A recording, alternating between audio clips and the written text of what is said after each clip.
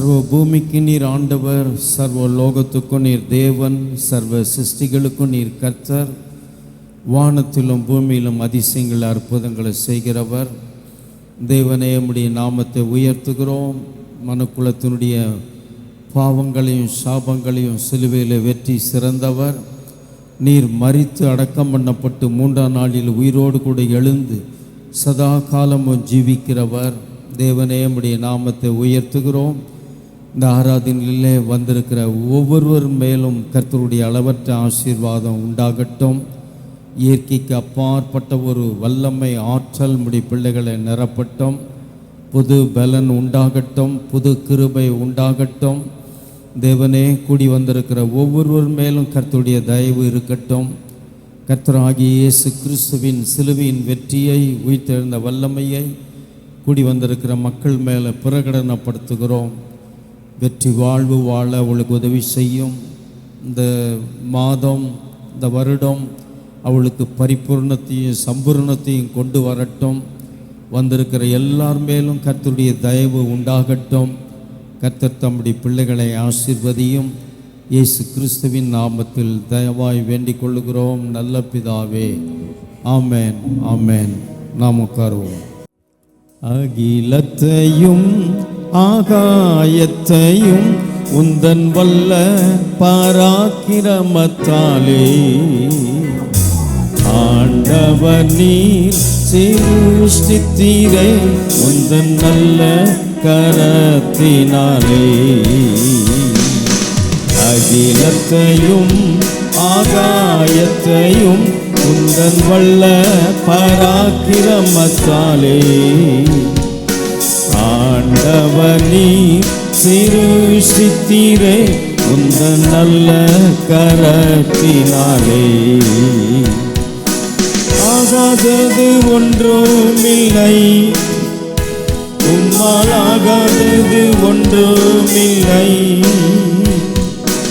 ஆகாதது ஒன்றுமில்லை, உம்மால் ஆகாதது ஒன்றுமில்லை. சர்வ வல்லவரே, கனமகிமைக்கு பாத்திரரே. ஆகாதது என்றும் ஏதுமில்லை, உம்மால் ஆகாதது ஒன்றுமில்லை. ஆகாதது என்றும் ஏதுமில்லை, உம்மால் ஆகாதது ஒன்றுமில்லை.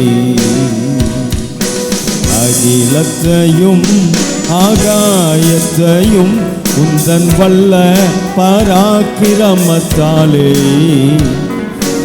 ஆண்டவரே நீர் சிருஷ்டித்தீரே, உந்தன் நல்ல கரத்தினாலே.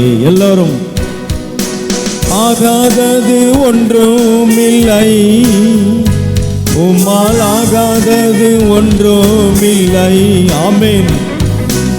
ஆகாதது ஒன்றுமில்லை, உம்மால் ஆகாதது ஒன்றுமில்லை. சர்வ வல்லவரே, கனமகிமைக்கு பாத்திரரே. ஆகாதது என்றும் ஏதுமில்லை, உம்மால் ஆகாதது ஒன்றுமில்லை.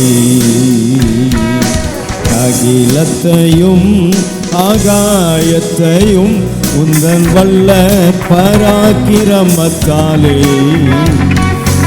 ஆண்டவரே நீர் சிருஷ்டித்தீரே, உந்தன் நல்ல கரத்தினாலே. ஆகாதது ஒன்றுமில்லை, உம்மால் ஆகாதது ஒன்றுமில்லை. ஆமென். ஆகாதது ஒன்றுமில்லை, உம்மால் ஆகாதது ஒன்றுமில்லை. சர்வ வல்லவரே, கனமகிமைக்கு பாத்திரரே. ஆகாதது என்றும் ஏதுமில்லை, உம்மால் ஆகாதது ஒன்றுமில்லை. கரங்களை தட்டி ஹalleluya. எல்லா கரங்களை தட்டி கர்த்தரை மகிமைப்படுத்துவோம். ஹalleluya, ஹalleluya. ஓ, அவர் வானத்தையும் பூமியையும் சமுத்திரத்தையும் அதில் உள்ள யாவற்றையும் உண்டாக்கினவர் ஜீவனுள்ள தேவன். இந்த உலகத்தையும் ஆகாயத்தையும் அவர் சிருஷ்டித்த தேவன். அவர் சிருஷ்டி கர்த்தர், சர்வ சிருஷ்டிகளுக்கும் கர்த்தர், சர்வ பூமிக்கும் அவர் ஆண்டவர், சர்வ லோகத்துக்கும் அவர் தேவன். எத்தனை பேர் விசுவாசிக்கிறீங்க? ஆமாம், ஒரு சாதாரணமானவர் வந்து இங்கே சாமி கும்பிட வரல, சர்வ வல்லவரை நாம் ஆராதிக்க வந்திருக்கிறோம். ஆமென். எழும்பி நாம் பாடுவோம். ஆகாதது ஒன்றுமில்லை, உம்மால் ஆகாதது ஒன்றுமில்லை. நம்மால் என்ன ஆகலன்றது நமக்கு பிரச்சனை இல்லை, தேவனால் ஆகாதது ஒன்றும் இல்லை. தேவனே உம்மால எல்லாம் கூடும். ஆமென். பாடி உற்சாகமாய் கர்த்தரை மகிமைப்படுத்துவோம். நல்ல இயேசு என் சிந்தை நிறைந்தார், என்றென்றும் என் சிந்தை நிறைந்தார். எந்த நல்ல இயேசு என் சிந்தை நிறைந்தார், எந்த நல்ல இயேசு என் சிந்தை கவர்ந்தார். எந்த நல்ல இயேசு என் சிந்தை நிறைந்தார், என்றென்றும் என் சிந்தை நிறைந்தார். கரங்களை தட்டி ஹalleluya, ஹalleluya. ஓ, எந்த நல்ல இயேசு என் சிந்தையை நிரப்பி இருக்கிறார். ஓ, எந்த நல்ல இயேசு என் சிந்தையை கவர்ந்து இருக்கிறார். ஓ, வண்டர்ஃபுல் காட், நீர் எவ்வளவு அன்பான தேவன், நீர் எவ்வளவு ஆச்சரியமுள்ள தேவன். ஹalleluya, ஹalleluya. ஓ, நன்றி இயேசுவே, நன்றி நன்றி நன்றி நன்றி இயேசுவே. நான் என்றென்றும் உமக்கு தான் சொந்தம். பாடி கர்த்தரை ஆராதிக்கலாம்.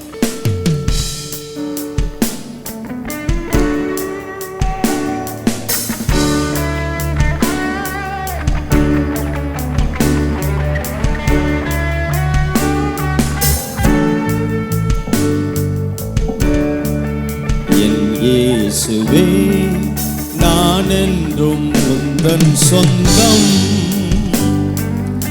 என் ராஜனே, அனுதினமும் வழி நடத்தும். என் இயேசுவே, நான் என்றும் உந்தன் சொந்தம். என் ராஜனே, அனுதினமும் வழி நடத்தும். உளையான சேற்றி நின்றே தூக்கிய நிறுத்தி நீரே. உளையான சேற்றி நின்றே தூக்கிய நிறுத்தி நீரே. உந்தனை நான் மறவே, உந்தனை போற்றிடுவே. உந்தனை நான் மறவே, உந்தனை போற்றிடுவே. இயேசுவே, நான் என்றும் உந்தன் சொந்தம். என் ராஜனே, அனுதினமும் வழி நடத்தும். என் இயேசுவே, நான் என்றும் உந்தன் சொந்தம். என் ராஜனே, அனுதினமும் வழி நடத்தும்.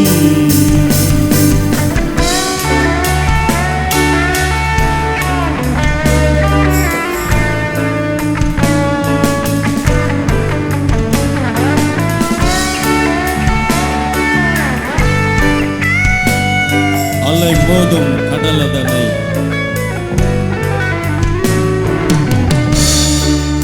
அலை மோதும் கடலதனை அடக்கியே அமர்த்தினீரே. அலை மோதும் கடலதனை அடக்கியே அமர்த்தினீரே. வார்த்தையின் வல்லமையை என்றுமே காண செய்வீர். வார்த்தையின் வல்லமையை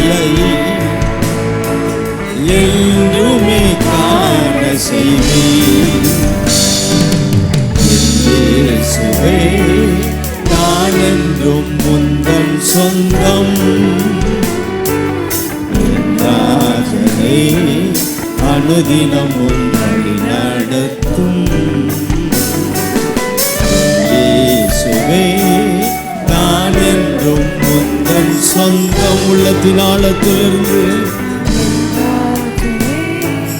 அனுதினமும் வழி நடத்தும்.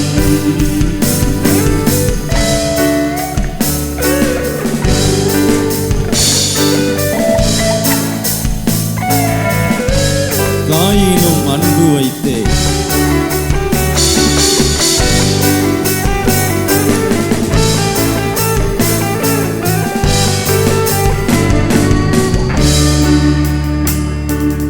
தாயினும் அன்பு வைத்தே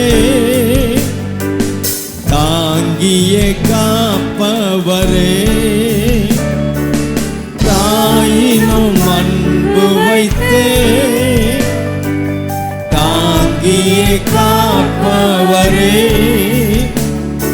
என் ஜீவிய காலமெல்லாம் ஆமென் உந்தனை பின் செல்லுவே.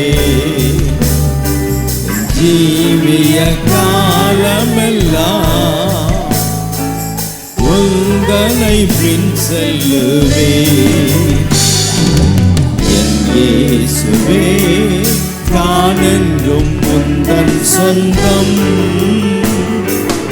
என் ராஜனே அனுதினமும் வழி நடத்தும். என் இயேசுவே நான் என்றும் உந்தன் சொந்தம். என் ராஜனே அனுதினமும் வழி நடத்தும். கரங்களை தட்டி ஹalleluya. ஓ praise the Lord. ஹalleluya ஹalleluya. ஓ நீர் நல்லவர் வல்லவர் வாக்கு மாறாதவர். ஓ வார்த்தையில உண்மை உள்ளவர் சதா காலமும் ஜீவிக்கிறவர். ஓ நீர் ஜீவனுள்ள தேவன் சர்வ வல்லமை உள்ளவர் சகலத்தையும் எங்களுக்கு செய்ய வல்லவர். ஹalleluya ஹalleluya ஹalleluya.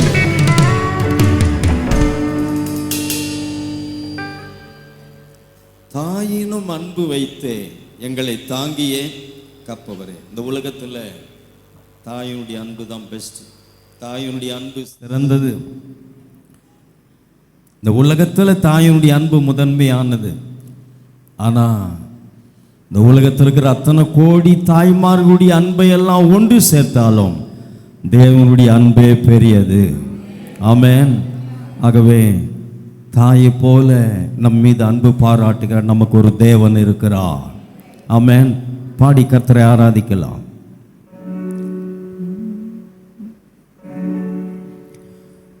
தாயினும் அன்பு வைத்தே தாங்கியே காப்பவரே. தாயினும் அன்பு வைத்தே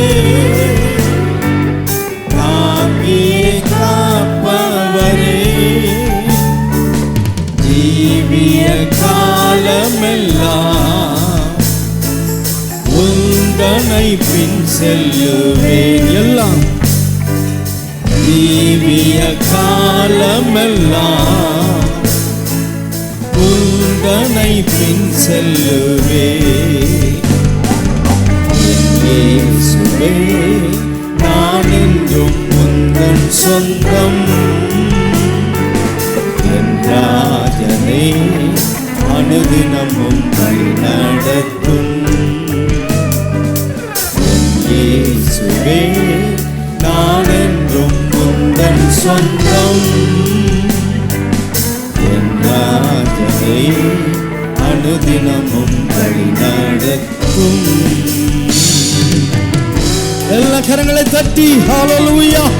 ஓ நன்றி நன்றி நன்றி இயேசுவே. உம்முடைய அன்பு எத்தனை பெரியதப்பா. அது தாயுடைய அன்பை பார்க்கிலும் பெரியது. ஓ ஹalleluya ஹalleluya. ஓ நீர் எவ்வளவு நல்லவர் வல்லவர். ஹalleluya. எம்முடைய பாவங்களை சாபங்களை சிலுவையிலே சுமந்து தீர்த்தவர். ஹalleluya ஹalleluya ஹalleluya. நீர் எங்களுக்கு நீர் எந்தன் சொந்தம். தரித்திரம் அல்ல, சாபம் அல்ல. நீரே எங்கள் சொந்தம், சுகம் எங்களுடைய சொந்தம், சமாதானம் எங்களுடைய சொந்தம். ஹல்லேலூயா, ஹல்லேலூயா. ஓ நன்றி இயேசுவே, நன்றி நன்றி நன்றி. அவன் என்னிடத்தில் வாஞ்சியாய் இருக்கிறபடியால் அவனை விடுவிப்பேன். என் நாமத்தை அவன் அறிந்திருக்கிறபடியால் அவனை உயர்ந்த அடைக்கலத்தில் வைப்பேன். கர்த்தர் யார் என்று அறிந்திருக்கிறவர்களை,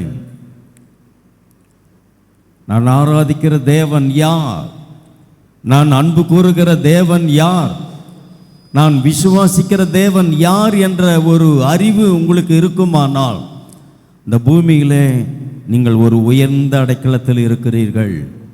ஆமென். சங்கீதம் 91, சங்கீதம் 121, சங்கீதம் 23, இந்த 3 சங்கீதங்களை நாம் கவனிக்கும் பொழுது தேவன் தம்முடைய பிள்ளைகளுக்கு இந்த பூமியிலே வைத்திருக்கிற பாதுகாப்பு என்ன என்பதை இந்த சங்கீதங்கள் நமக்கு விளக்கி சொல்லுகிறது.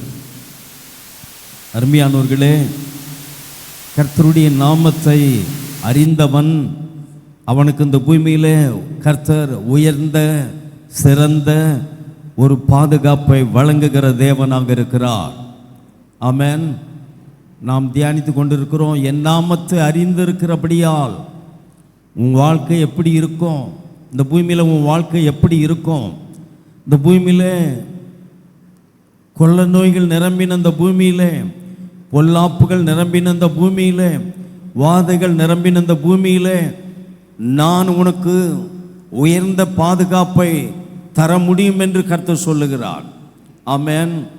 ஆகவே இந்த பூமியில் தேவனை அறிகிற அறிவு, கர்த்தரை அறிகிற அறிவு, அதுதான் உங்கள் வாழ்க்கையில் உங்களுக்கு பிரதானமாக இருக்க வேண்டிய காரியமாக இருக்கிறது. இந்த உலகம் அழிந்து போகிற பொன்னையும் வெள்ளியும் பணத்தையும் மேன்மை பாராட்டுகிற ஒரு உலகம். ஒரு தேவனுடைய பிள்ளை தேவனை குறித்து, அவருடைய சிலுவையை குறித்து, அவருடைய அன்பை குறித்து அவன் மேன்மை பாராட்ட முடியுமானால் அதுவே சிறந்த ஒன்றாக இருக்கிறது. ஆமென். ஆகவே இங்கே நாம் பார்க்கிறோம், இன்றைக்கு ஒரு வசனத்தை நாம் தியானிக்கலாம். சங்கீதம் 23 4வது வசனத்தை நாம் தியானிக்கலாம். நான் மரண இருளின் பள்ளத்தாக்கிலே நடந்தாலும் பொல்லாப்புக்கு பயப்படேன், தேவரீர் என்னோடு கூட இருக்கிறீர், உமது கோலும் உமது தடியும் என்னை தேற்றும்.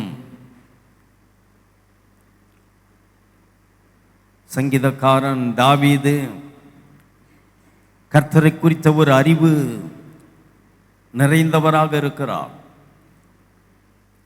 அவர் சொல்லுகிறார், நான் மரண இருளின் பள்ளத்தாக்கிலே நடந்தாலும் பொல்லாப்புக்கு பயப்படேன், தேவனே நீர் என்னோடு கூட இருக்கிறீர்.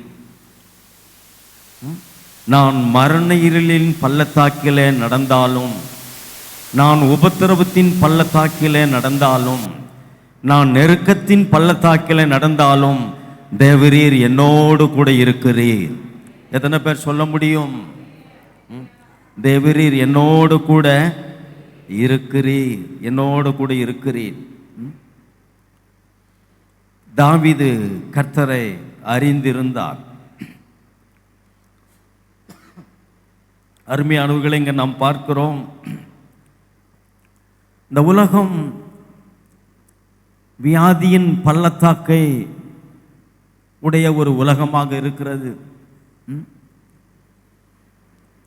நான் வியாதியின் பள்ளத்தாக்கிலே நடந்தாலும், நான் உபத்திரவத்தின் பள்ளத்தாக்கிலே நடந்தாலும், நான் பலவீனத்தின் பள்ளத்தாக்கிலே நடந்தாலும், நான் தோல்வியின் பள்ளத்தாக்கிலே நடந்தாலும், நான் அவமானத்தின் பள்ளத்தாக்கிலே நடந்தாலும், நான் துக்கத்தின் பள்ளத்தாக்கிலே நடந்தாலும் தேவரீர் என்னோடு கூட இருக்கிறீர். ஆமென். ஆமாம். இன்றைக்கி என் வாழ்க்கை சரியில்லைங்க, என் சூழ்நிலை சரியில்லை, என் கூட யாரும் இல்லை. சங்கீதக்காரன் சொல்றார், தேவரீர் நீர் என்னோட கூட இருக்கிறீர். அந்த அறிவு தான் நமக்கு அவசியமாக இருக்கிறது. இந்த அறிவு தான் உங்களை இந்த பூமியில ஒரு வெற்றி உள்ள ஒரு வாழ்க்கைக்கு உங்களை கொண்டு செல்லும். பணம் நல்லது, அது உங்கள் வாழ்க்கைக்கு வெற்றிக்கு கொண்டு போகாது. தேவன் அறிகிற அறிவு மாத்திரமே உங்களை வெற்றி உள்ள ஒரு வாழ்வுக்கு நேராக நகர்த்தி கொண்டு போகும். இன்றைக்கு அநேகருடைய பிரச்சனை, ஏன் எனக்கு பிரச்சனை, ஏன் எனக்கு கஷ்டம், எனக்கு மட்டும்தானா போராட்டம், எனக்கு மட்டும்தானா உபத்திரவம்.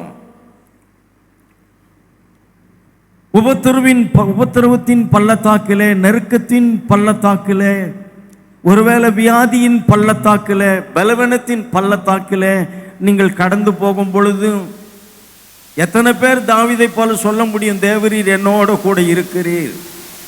ஆனால் இன்றைக்கு அநேகர் அப்படி இல்லை. ஏன் எனக்கு பிரச்சனை, ஏன் எனக்கு கஷ்டம், நான் ஆண்டவரை தேடுறேன்னு, நான் ஆண்டவருக்கு உண்மையா இருக்கிறேன்னு, நான் ஆண்டவரை நான் நம்புறேன்னு, எனக்கு ஏன் பிரச்சனை, ஆண்டவர் என் கூட இருந்தா எனக்கு இதெல்லாம் நடக்குமா. கிதியோனோட கூட சேர்ந்து கொள்ளுவோம்.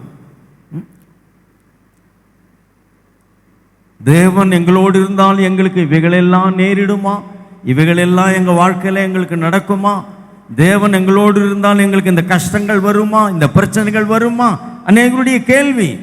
ஆனால் சங்கீதக்காரன் சொல்றாரு, நான் உபத்திரவத்தின் பள்ளத்தாக்கிலே நடந்தாலும், மரண இருளின் பள்ளத்தாக்கிலே நடந்தாலும், நெருக்கத்தின் பள்ளத்தாக்கிலே நடந்தாலும், தேவரீர் என்னோட கூட இருக்கிறீர். ஆமென். எத்தனை பேர் விசுவாசிக்கிறீங்க? நீங்க சொல்ல முடியுமா, கர்த்தர் என் கூட தான் இருக்கிறார். ஆமென். அவர் என்னை விட்டு விலகுவதும் இல்லை, என்னை கைவிடுவதும் இல்லை. அருமையான தேவனுடைய பிள்ளைகளே, இங்க நாம் பார்க்கிறோம், தாவீதினுடைய வாழ்க்கையை நாம் கூர்ந்து பார்க்கும் பொழுது இங்கே தாவீதினுடைய காரியங்களை நாம் பார்க்கிறோம். தாவீது கொஞ்சம் ஆடுகளுக்கு ஒரு மேய்ப்பனாக இருக்கிறார். அந்த சிறு மந்தைக்கு தாவீது ஒரு உண்மை உள்ளவராக இருந்தார். சொற்ப ஆடுகளை தான் அவர் மேய்த்து கொண்டிருந்தார். தகப்பனுடைய சொற்ப ஆடுகளை மேய்த்து கொண்டிருந்தார்.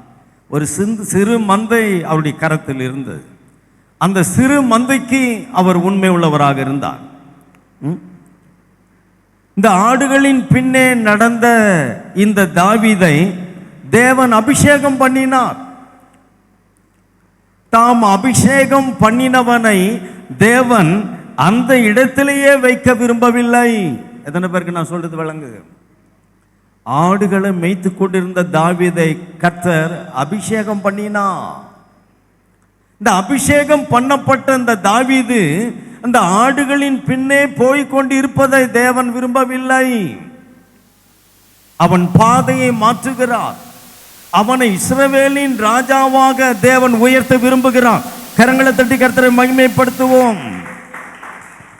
கர்த்தர் இந்த நாளிலே உங்களை அபிஷேகித்திருப்பார் என்றால் உங்களை உயர்த்த தேவன் விரும்புகிறார். ஏற்ற காலத்தில் தேவன் உங்களை உயர்த்த காத்திருக்கிறார். எத்தனை பேர் விசுவாசிக்கிறீங்க? இன்றைக்கு நீங்கள் இருக்கிறது போல, இன்றைக்கு உங்கள் வாழ்க்கையில நிந்தைகள், அவமானங்கள், தோல்விகள், குறைவுகள் மத்தியிலே நீங்கள் குறைவின் பள்ளத்தாக்கில கூட நீங்கள் இருக்கலாம் நீங்கள். ஆனால் தேவன் உங்கள் வாழ்வை மாற்ற விரும்புகிறார். உங்கள் வாழ்க்கையை தேவன் மாற்ற விரும்புகிறார். எத்தனை பேர் விசுவாசிக்கிறீர்கள்? அருமையான தேவனுடைய பிள்ளைகளே, நீங்கள் இன்றைக்கு இருக்கிறதை நீங்கள் காலம் முழுதும் வாழ போவது இல்லை. அநேகர் நினைக்கிறார்கள், இன்றைக்கு நீங்கள் சந்திக்கிற சூழ்நிலைகள் இதுதான் என் வாழ்க்கையினுடைய நிஜம் என்று நீங்கள் நினைக்கிறீர்கள். அல்ல, அது நிஜம் அல்ல. தேவன் உங்களுக்கு ஒரு வெற்றி உள்ள ஒரு வாழ்வை வைத்திருக்கிறார். தேவன் இந்த பூமியில் உங்களுக்கு ஒரு பரிபூர்ணமான ஒரு வாழ்வை வைத்திருக்கிறார். ஆகவே இன்றைக்கு நீங்கள் சந்திக்கிற சூழ்நிலைகளை வைத்து என் வாழ்க்கை இப்படி தான் இருக்கும், என் குடும்பம் இப்படி தான் இருக்கும், என் பிள்ளைகள் இப்படி தான் இருப்பார்கள், என் தொழில் இப்படி தான் இருக்கும் என்று நீங்கள் தீர்மானிக்க வேண்டாம். தேவன் உங்களை பெருக செய்ய வல்லவராக இருக்கிறார். தேவன் உங்களை உயர்த்த வல்லவராக இருக்கிறார். ஆமென். ஆகவே நான் சொன்னேன், அபிஷேகம் பண்ணப்பட்ட தாவீதை தேவன் இஸ்ரவேலுக்கு ராஜாவாக உயர்த்த விரும்புகிறார். ஆமென். ஆகவே அவனுடைய தகப்பன் தாவீதை அழைத்து யுத்தம் நடக்கிறது. பெலிஸ்தீருக்கும் இஸ்ரவேலருக்கும் யுத்தம் நடக்கிறது. யுத்த களத்தில் இருக்கிற உன்னுடைய சகோதரர்களை போய் நீ பார்த்து நலம் விசாரித்து வா என்று அவருடைய தகப்பன் தாவீதை ஏலா பள்ளத்தாக்குக்கு அனுப்பி வைக்கிறார். அங்கே ஒரு புறம் பெலிஸ்தருடைய சேனைகள் இராணுவம் அணிவகுத்து நிற்கிறது, ஒரு புறம் இஸ்ரவேல் இராணுவம் அணிவகுத்து நிற்கிறது. அங்கே நாம் பார்க்கிறோம், 40 நாள் அந்த பெலிஸ்தருடைய சேனையிலிருந்து கோலியாத் என்ற ஒரு ராட்சத மனுஷன், ஒரு அரக்கன், ஒரு மாம்ச மலையை போல வந்து அவர்கள் முன்னே நின்று இஸ்ரவேலின் தேவனையும் ராஜாவையும் இராணுவத்தையும் சேனையையும் நிந்திக்கிறான். என் கையிலிருந்து உங்களை காப்பாற்றுகிற இஸ்ரவேலில் ஒரு தேவன் இருக்கிறாரா? உங்கள் ராஜா என்னோடு கூட வந்து யுத்தம் பண்ணட்டும். உங்கள் இராணுவத்தில் பலசாலிகள் இருக்கிறார்களா? அவன் வந்து என்னோடு கூட யுத்தம் பண்ணட்டும். என்னை ஜெயித்தால் பெலிஸ்தீரை நாங்கள் உங்களுக்கு அடிமைகளாக இருக்கிறோம்.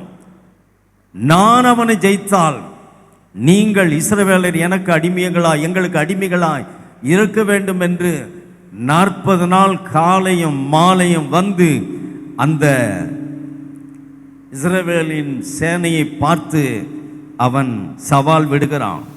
இந்த கோலியாத் 10 அடி உயரத்துக்கு உயரமுள்ளவன், 10 அடி உயரமுள்ளவன், மிகவும் பலசாலியாக இருக்கிறான். அவனை பார்க்கும் பொழுதே இஸ்ரவேலின் ராஜாவும் இராணுவமும் யாரும் அவனோடு கூட யுத்தம் பண்ண முன்வரவில்லை. அவனை பார்த்து பயப்படுகிறார்கள். 40 நாள் ஆகிவிட்டது. காலையும் மாலையும் இந்த கோலியாத்துக்கு இதான் வேலை. உங்க ராஜாவுக்கு தைரியம் இருக்கிறதா? என்னோடு கூட வந்து யுத்தம் பண்ணட்டும். உங்க இராணுவத்தில் தளபதிகள் இருக்கிறார்களா? என்னோடு கூட வந்து யுத்தம் பண்ணட்டும். தனி மனுஷனை யுத்தத்துக்கு கோலியாத் அழைக்கிறான். இஸ்ரவேலின் ராஜாவோ இஸ்ரவேலின் சேனையிலிருந்து யாரோ அவனோடு கூட யுத்தம் பண்ண முன்வரவில்லை. 40 நாள் ஆகிவிட்டது. 40 நாள் ஆகிவிட்டது. இந்த யுத்த களத்திலே தன் சகோதரர்களை நலம் விசாரிக்க 40வது நாளிலே தாவீது அந்த ஏலா பள்ளத்தாக்குக்கு வருகிறான். அந்த ஏலா பள்ளத்தாக்கு ஒரு இஸ்ரவேலருக்கு ஒரு மரண பள்ளத்தாக்காகவே இருந்தது. ஒவ்வொரு நாளும் அவன் இந்த இஸ்ரவேலரை பார்த்து அவன் யுத்தத்துக்கு அழைக்கும் போது அந்த சத்தத்தை கேட்டு அவர்கள் பயந்தார்கள், நிலை குலைந்து போனார்கள். இவனோடு யார் யுத்தம் பண்ண முடியும்? இவன் மனுஷனா? அவர்கள் பின்வாங்கி போனார்கள். அருமையான தேவனுடைய பிள்ளைகளே, இந்த பகுதியை நாம் கவனிக்கும் பொழுது 40 நாளும் இந்த கோலியாத் இஸ்ரவேல் சேனைக்கு ராஜாவுக்கு சவால் விடுகிறான். யாரும் அவனோடு கூட யுத்தம் பண்ண முன் வரவில்லை. 40வது நாளிலே அந்த யுத்த களத்திலே வந்த தாவீதை குறித்து நாம் பார்க்கிறோம். அந்த 40வது நாளிலே தாவீதுக்கும் அந்த கோலியாத்துக்கும் யுத்தம் நடக்கிறது. 2 பேரும் சந்திக்கிறார்கள். ஆனால் அந்த யுத்தம் ஒரு சில நிமிஷத்தில் முடிந்து விட்டது. கரங்களை தட்டி கர்த்தரை மகிமைப்படுத்துவோம். ஆமா, தாவீதும் கோலியாத்தும் பல மணி நேரம் போராடவில்லை. ஒரு சில நிமிஷத்தில் அந்த கோலியாத்தை தாவீது வீழ்த்தி விட்டான். கரங்களை தட்டி கர்த்தரை மகிமைப்படுத்துவோம். அபிஷேகம் பண்ணப்பட்டவனுக்கு முன்பாக ஒரு மாம்ச மலை போல வந்து நின்ற கோலியாத் அவன் முன்னே நிற்க முடியாமல் போய்விட்டது. அருமையானவர்களை, இங்கே நாம் பார்க்கிறோம், இங்கே நாம் வாசிக்கும் பொழுது அந்த தாவீது கோலியாத் இஸ்ரவேலின் தேவனையும் ராஜாவையும் சேனையும் நிந்திக்கிறதை அந்த தாவீது கேட்டான். ஒவ்வொரு நாளும் அவன் சத்தத்தை கேட்டு இஸ்ரவேலர் இவனோடு கூட நாங்கள் யுத்தம் பண்ண முடியாது, நான் எம்மாத்திரம், அவன் மிருக பலமுள்ளவன் என்று சொல்லி கொண்டிருந்தார்கள். ஆனால் அவனுடைய சத்தத்தை கேட்ட தாவீது சொல்லுகிறான், இஸ்ரவேலின் தேவனையும் ராஜாவையும் சேனையும் நிந்திப்பதற்கு இவன் எம்மாத்திரம், இந்த கோலியாத்தோடு கூட நான் யுத்தம் பண்ணுகிறேன், நான் அவனை கொன்று போடுகிறேன் என்று அவன் சொல்லுகிறான். 1 சாமுவேல் 17:32 நாம் பார்க்கும் பொழுது அங்கே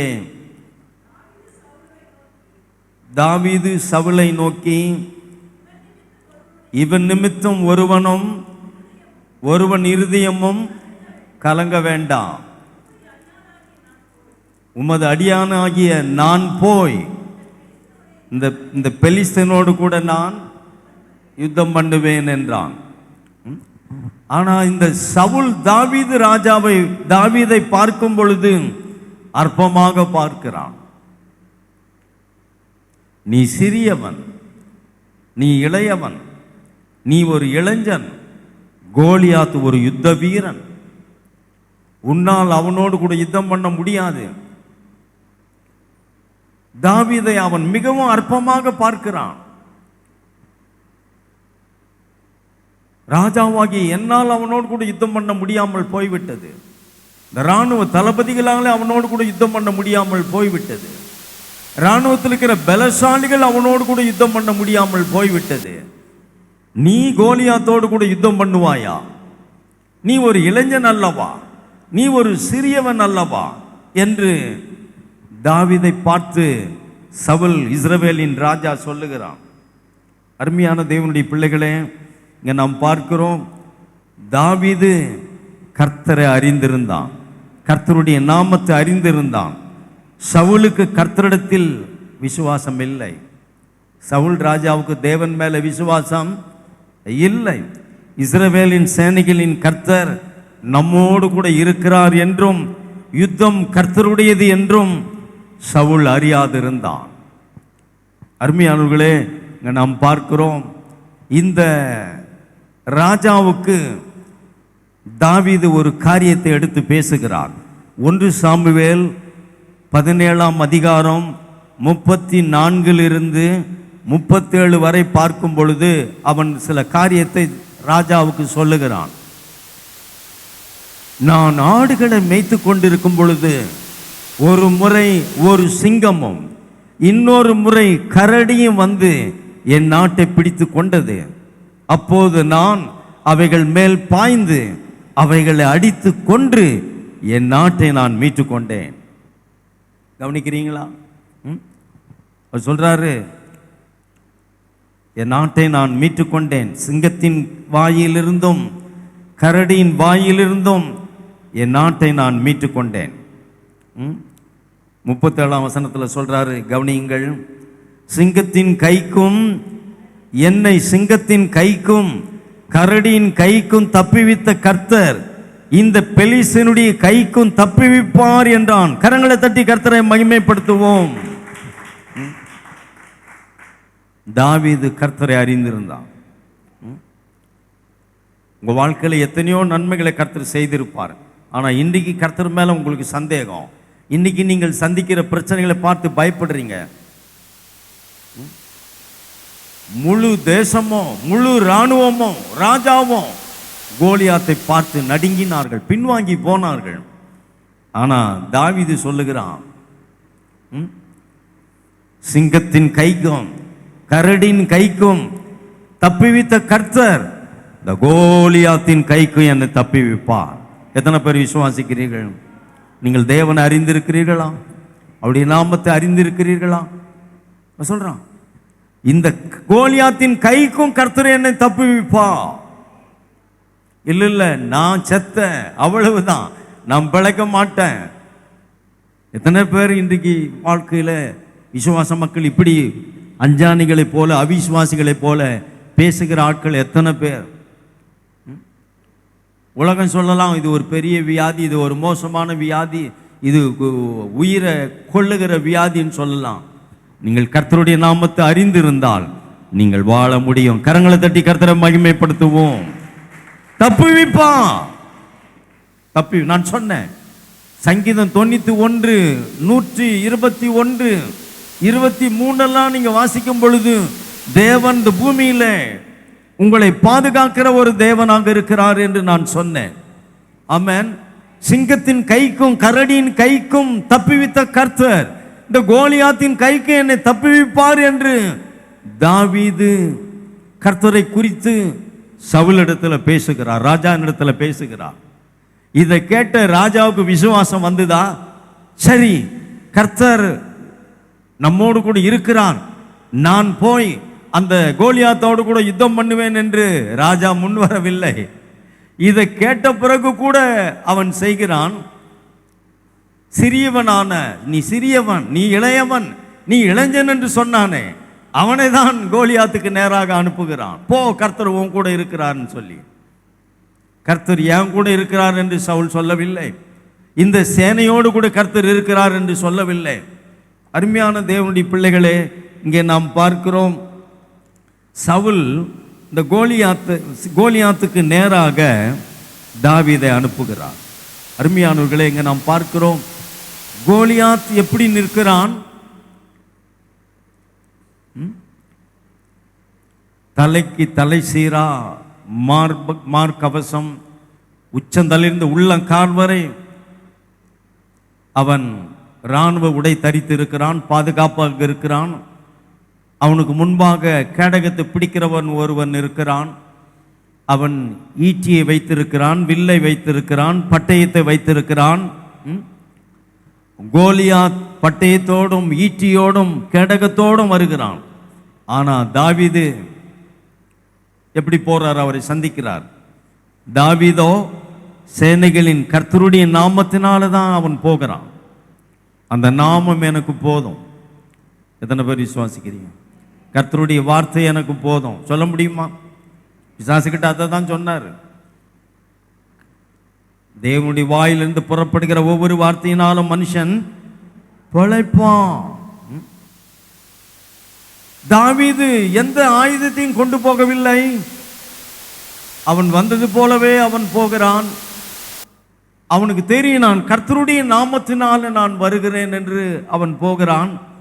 கர்த்தரை விசுவாசிக்கிறவனுக்கு கர்த்தருடைய நாமம் போதுமானதாக இருக்கிறது. கரங்களை தட்டி கர்த்தரை மகிமைப்படுத்துவோம். தாவீது தனக்கு பழக்கமான கவனை கையில கொண்டு போகிறான். சில கூழாங்கற்களை தன் பையிலே போட்டுக் கொள்ளுகிறான். சிறு கூழாங்கற்களை கொண்டு தேவன் எனக்கு ஜெயத்தை தர முடியும் என்று தாவீது விசுவாசிக்கிறான். ஒரே ஒரு கல்லை கொண்டு தாவீது கர்த்தர் எனக்கு ஜெயத்தை தர முடியும் என்று தாவீது கர்த்தரை விசுவாசிக்கிறான்.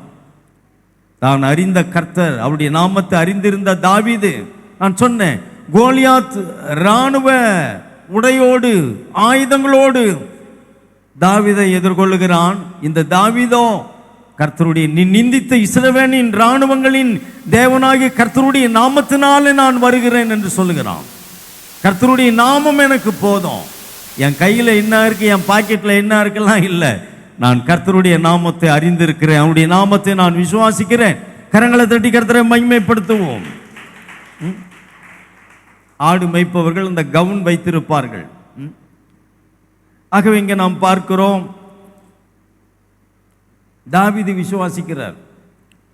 இந்த ஒரு கல்லை கொண்டு கூட தேவன் இந்த இஸ்ரவேலருக்கு ரட்சிப்பை தர முடியும், இந்த கோலியாத்தை வீழ்த்த முடியும் என்று அவர் விசுவாசிக்கிறார்.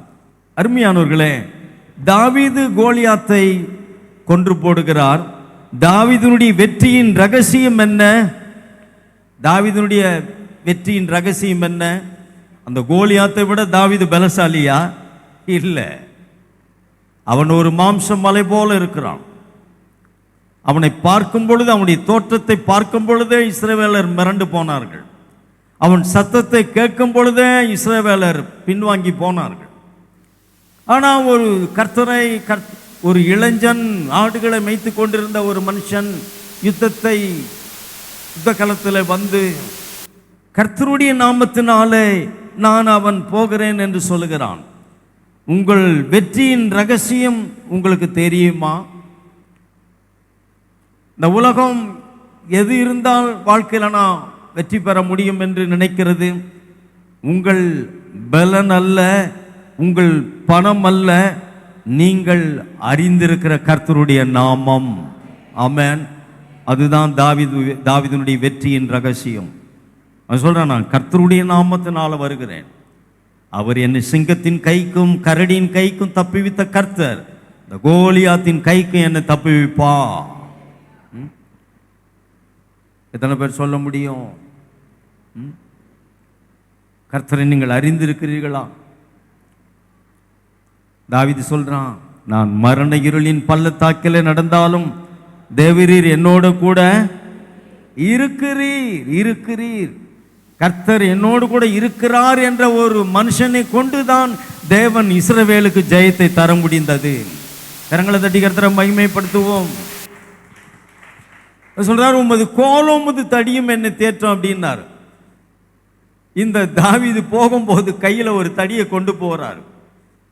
கோலியாத் அதை பார்க்கும் பொழுது, நீ என்ன தடியை கொண்டு வருகிறாய், நான் என்ன நாயா என்று கேட்கிறான். அருமையான தேவனுடைய பிள்ளைகளே, இங்கே நாம் பார்க்கிறோம், தாவீது தன் கர்த்தர் பட்டயத்தினாலும் ஈட்டியினாலும் ரட்சிக்கிறவர் அல்ல என்பதை தாவீது அறிந்திருந்தார்.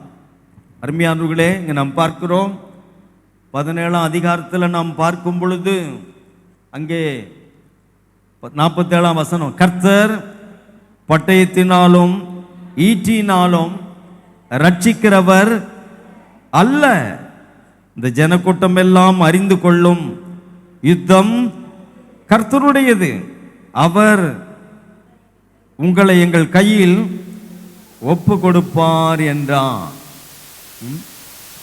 அருமையான தேவனுடைய பிள்ளைகளே, யுத்தம் யாருடையது? கர்த்தருடையது. இன்னைக்கு வாழ்க்கையில் நாம் சந்திக்கிற பிரச்சனைகளை நாம் அதோடு கூட போராடுகிறோம். ஆனால் பிரச்சனைகள் ஒவ்வொன்றோடு கூட ஒரு யுத்தம் பண்ண நாம் ஆரம்பிக்கிறோம். யுத்தம் யாருடையது? கர்த்தருடையது. நீங்கள் இன்றைக்கு எதை கண்டு பயப்படுகிறீர்கள்? இதோடு கூட எப்படி என்னால் போராட முடியும்? நிறைய போராட்டங்களை வாழ்க்கையில் நாம் சந்திக்கிறோம். ஆனால் தாவீது சொல்லுகிறார், யுத்தம் கர்த்தருடையது. இஸ்ரவேல் ஜனங்களுக்கு அப்படிதான் சொல்லி தந்தார். கர்த்தர் உங்களுக்காக யுத்தம் பண்ணுவார், நீங்கள் சும்மா இருப்பீர்கள். யுத்தம் கர்த்தருடையது. வாழ்க்கையில் இன்றைக்கு நீங்க சந்திக்கிற பிரச்சனைகளோடு கூட நீங்க போராட வேண்டிய அவசியம் இல்லை. அது கர்த்தர் பார்த்து கொள்வார் என்று விட்டு விடுங்கள். யுத்தம் கர்த்தருடையது. எத்தனை பேருக்கு நான் சொல்றது விளங்குது? தேவரீர் என்னோடு கூட இருக்கிறீர். இந்த யுத்தம் யாருடையது? கர்த்தருடையது. இந்த கோலியாத்தோடு கூட யார் யுத்தம் பண்ண போறா? கர்த்தர் யுத்தம் பண்ண போறா. இன்னைக்கு நீங்கள் சந்திக்கிற பிரச்சனைகளோடு கூட யார் யுத்தம் பண்ண போகிறது? கர்த்தர். அறிந்திருக்கிறீர்களா? ஐயோ, இதுவும் கூட நான் எப்படி போராடுவேன், இதுவும் கூட எப்படி இதை எப்படி நான் கடந்து போவேன்? கர்த்தர் தாவீது சொல்றாரு, தேவரீர் நீர் என்னோடு கூட இருக்கிறீர். இந்த யுத்தம் கர்த்தருடையது. தேவன் பட்டயத்தினாலும் ஈட்டினாலும் ரட்சிக்கிறவர் அல்ல. சொல்றாரு, யுத்தம் கர்த்தருடையது. அருமையான தேவனுடைய பிள்ளைகளே, இங்க நாம் பார்க்கிறோம், தாவீது கவன்ல ஒரு கல்லை வைத்து சுழட்டி அதை கோலியாத்தை நோக்கி வீசுகிறான். அந்த கல் ஆவியானவர் அதை அப்படியே கொண்டு போய் கோலியாத்துடைய நெற்றிலே பாய்ந்தது. அந்த கல், ஒரே ஒரு கல்லை வைத்து கவனிலே சுற்றி கோலியாத்துக்கு நேராக அவன் வீசின போது அந்த கல் நேராக போய் கோலியாத்துடைய நெற்றிலே பாய்ந்தது. அவன் நிலை குலைந்து குப்புற விழுந்தான். 40 நாளும் பயமுறுத்தல்களை பண்ணி கொண்டிருந்த அந்த கோலியாத் நிலை குலைந்து அவன் குப்புற கீழே விழுந்தான். தாவீது ஓடி, அவன் கையில் ஆயுதம் இல்லை, அந்த கோலியாத்தினுடைய பட்டயத்தை எடுத்து அவன் தலையை துண்டாக்கினான். கரங்களை தட்டி கர்த்தரை மகிமைப்படுத்துவோம். பெலிஸ்தேயர்கள் சிதறண்டு போனார்கள். இஸ்ரவேலர்கள் அவர்களை துரத்தி வெட்டினார்கள். வேதம் என்ன சொல்லுது? தாவீது கொன்றது 10,000, சவுல் கொன்றது 1000 என்று சொல்லுகிறார்கள். சவுல் கொன்றது 1000, தாவீது கொன்றது 10,000. 40வது நாளில் ஒரு சில நிமிஷத்தில் தாவீது அந்த யுத்தத்தை முடித்து விட்டான். கரங்களை தட்டி கர்த்தரை மகிமைப்படுத்துவோம்.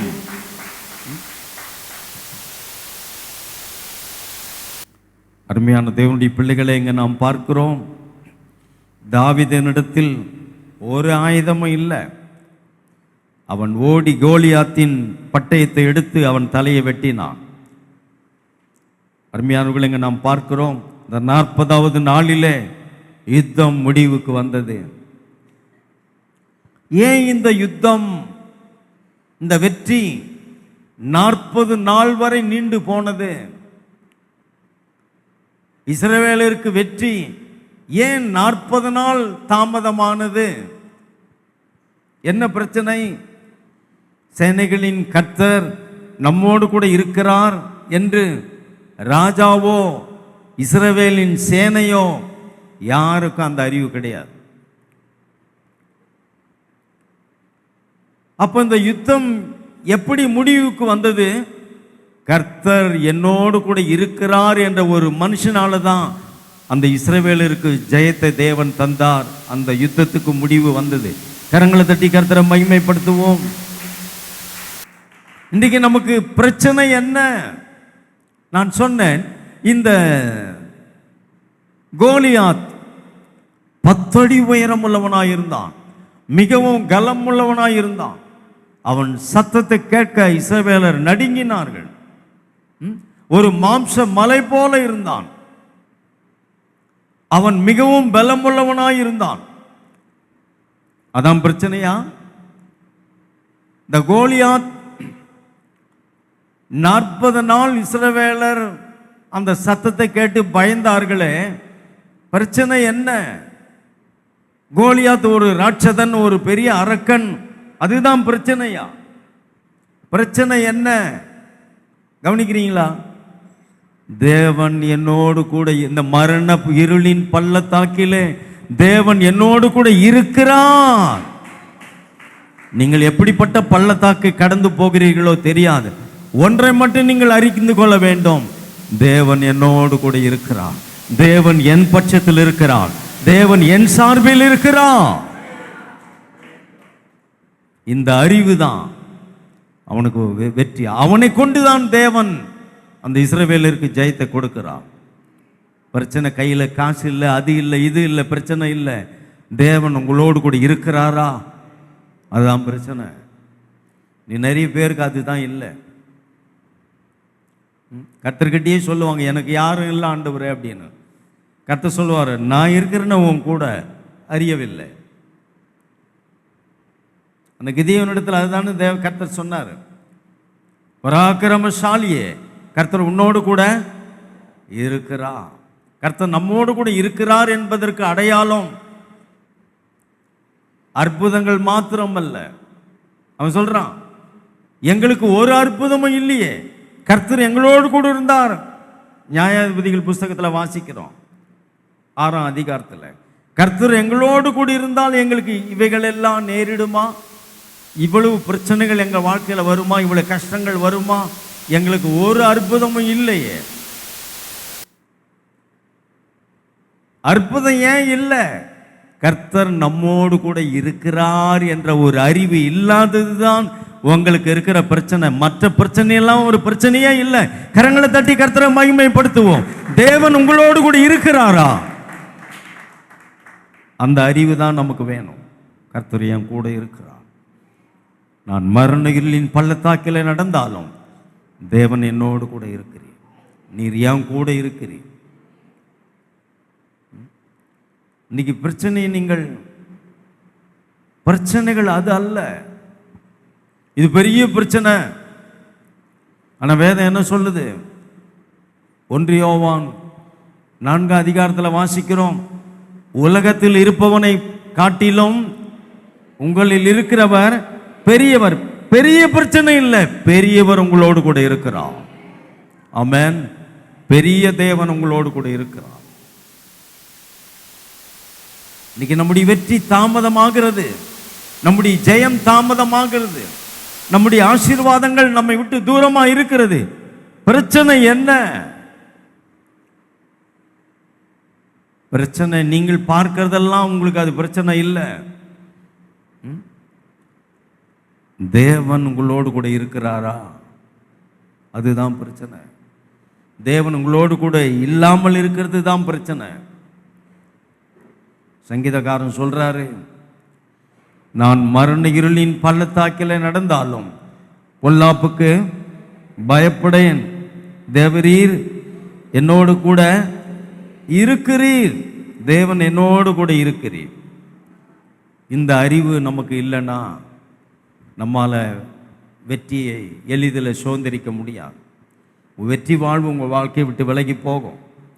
உங்கள் ஆசீர்வாதமான ஒரு வாழ்வு உங்களை விட்டு விலகி போகும். தேவன் என்னோடு கூட இருக்கிறார். ஆமென். இஸ்ரவேல் ராஜா அறிந்து கொள்ளவில்லை, கர்த்தர் யாரா? அவர் சேனைகளின் கர்த்தர். கர்த்தர் சேனைகளின் கர்த்தர் என்று ராஜாவுக்கு அந்த அறிவு கிடையாது.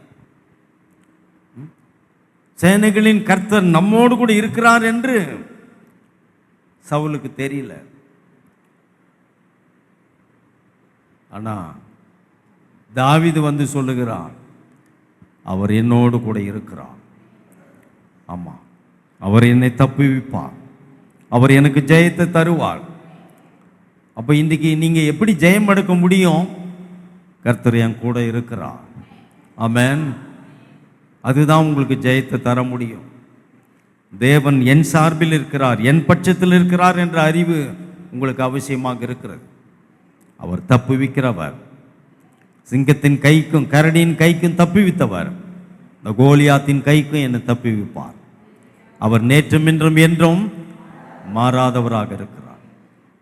எத்தனை பேர் விசுவாசிக்கிறீங்க? தேவன் உங்களோடு கூட இருக்கிறார் என்ற ஒரு அறிவு நமக்கு அவசியமாக இருக்கிறது. ஆமென். இந்த அறிவு தான் நம்முடைய வாழ்க்கையில் வருகிற எல்லா பிரச்சனைகளையும் தடுத்து நிறுத்தக்கூடியதாக இருக்கிறது. தேவனை அறிகிற அறிவு, கர்த்தரை அறிகிற அறிவு, இதுதான் கிறிஸ்துவ வாழ்க்கையில் பிரதானமானதாக இருக்கிறது. ஆமா, நாம் பக்தியின் வேஷத்தை தரித்து கொண்டு தேவனை அறிகிற அறிவு இல்லை என்றால் அது நம்முடைய வாழ்க்கைக்கு எந்த உதவியும் செய்ய முடியாது. ஆமா,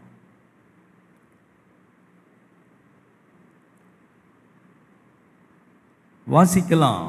சங்கீதம்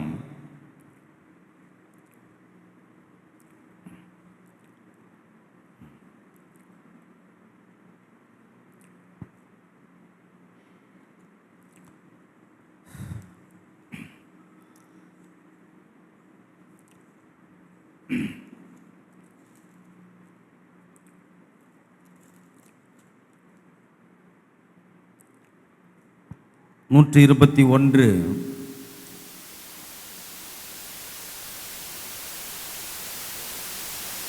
7 வாசிக்கலாம்.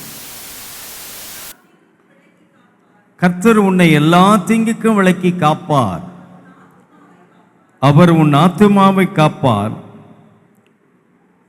வாசிக்கிறோம், எல்லா தீங்குக்கும் விலக்கி காப்பார். இங்கே நாம் பார்க்கிறோம்,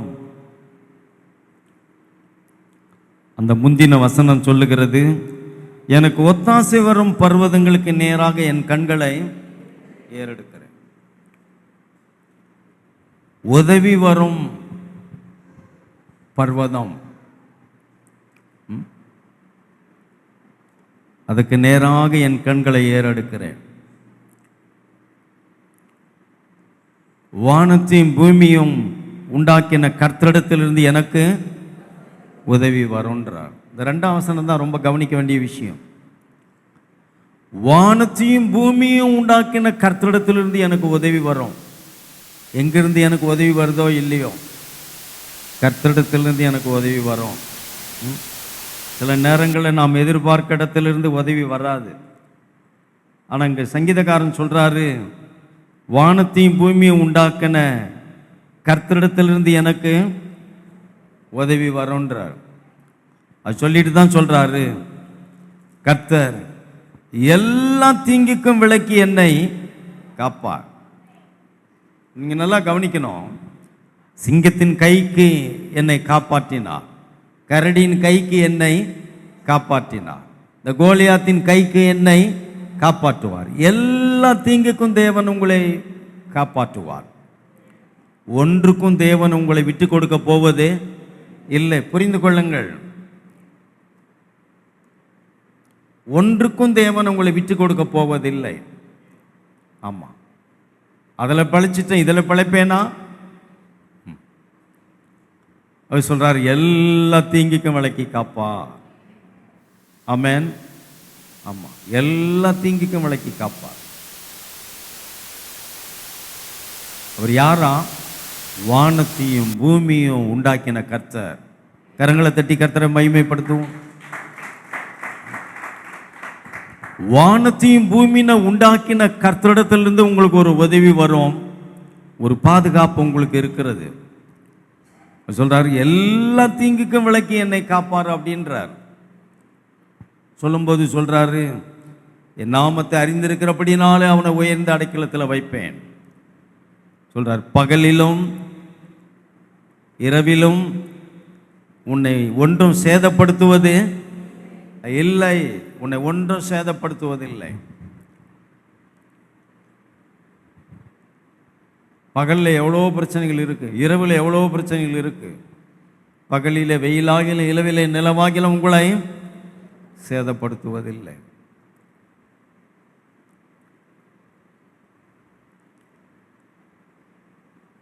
உங்களை ஒன்றும் சேதப்படுத்த முடியாதுன்றார். ஆனால் பயம் நிறைந்த ஒரு உலகத்தில் நாம் வாழ்ந்து கொண்டிருக்கிறோம். தேவனுடைய பிள்ளைகள் கர்த்தருடைய நாமத்தை நாம் அறிந்திருக்கும் பொழுது இங்கே நாம் பார்க்கிறோம், இதோ இஸ்ரவேலை காக்கிறவர் தூங்குவதும் இல்லை.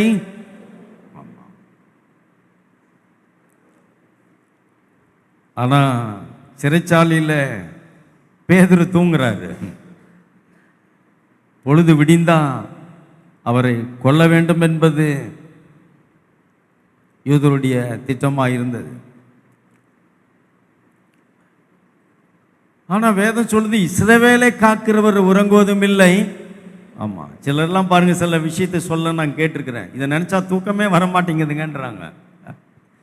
நீங்கள் தூங்குங்க, இதோ இஸ்ரவேலை காக்கிறவர் உறங்குவதும் இல்லை தூங்குவதும் இல்லை. எல்லா தீங்குக்கும் உன்னை விலக்கி காக்கும்படி இஸ்ரவேலை காக்கிற தேவன் தூங்குவதும் இல்லை உறங்குவதும் இல்லை.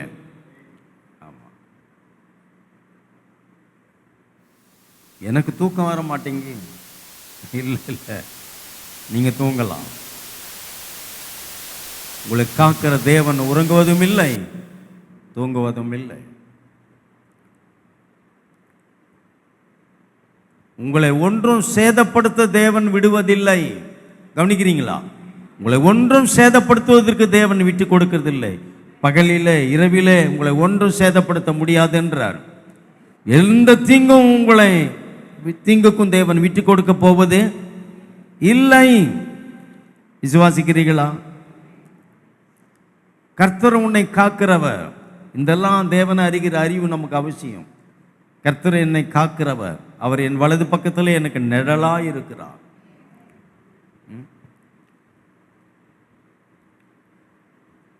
உன் பக்கத்தில் இருக்கிறவங்க உங்களுக்கு வெயிலா இருக்கலாம், ஆனால் கர்த்தர் உங்களுக்கு நிழலாய் இருக்கிறார், நிழலாய் இருக்கிறார்.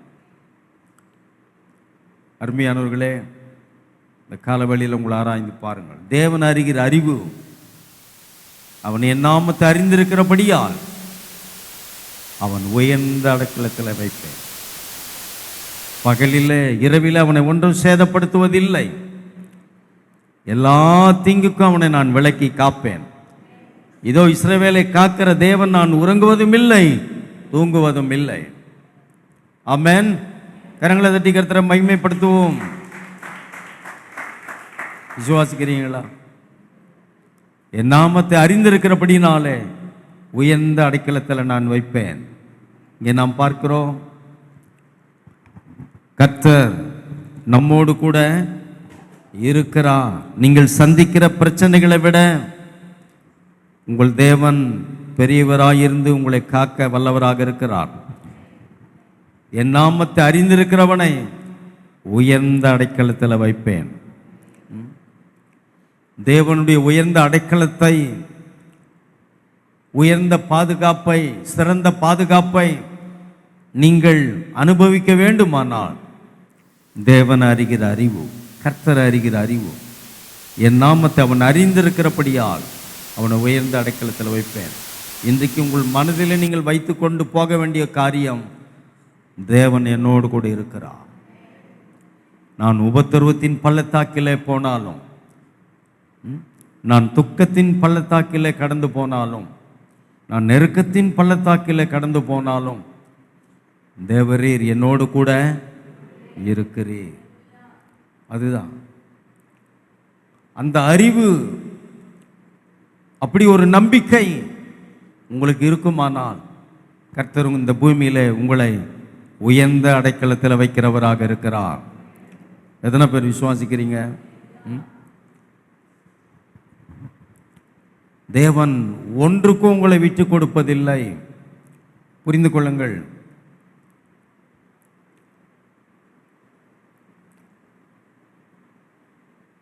கொரோனா வந்தபோது இந்த உலகம் ஒரு மரண இருளின் பள்ளத்தாக்கை தான் கடந்து போனது. எங்கும் மரண செய்தி, தினமும் மரண செய்தி. மரண இருளின் பள்ளத்தாக்கிலே இந்த உலகம் கடந்து போனது. அருமையான தேவனுடைய பிள்ளைகளே, இந்த உலகம் இன்னும் அதைவிட மோசமான ஒரு நிலைமைக்கு கடந்து போனாலும் தேவனுடைய பிள்ளைகளுக்கு இருக்க வேண்டிய ஒரு அறிவு என்ன? தேவரீர் என்னோடு கூட இருக்கிறீர். ஆமாம், வேலைக்கு புறப்பட்டு போறீங்களா? தேவரீர் என்னோடு கூட இருக்கிறீர். ஆமாம், நீர் என்னோடு கூட வருகிறீர். விசுவாசிக்கிறீங்களா? இந்த உலகத்தில் நாம் வெற்றியாக வாழ்வதற்கு உங்களுடைய அறிவு, உங்களுடைய பலன், உங்களுடைய புத்தி போதாது.